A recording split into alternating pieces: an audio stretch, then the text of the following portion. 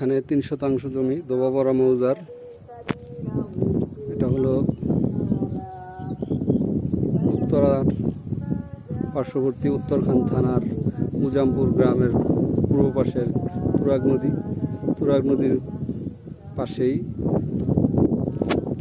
Gazipur city কর্পোরেশনের 42 নং ওয়ার্ডের দোবাপাড়া মৌজার 3 শতাংশ জমি। এই হলো জমির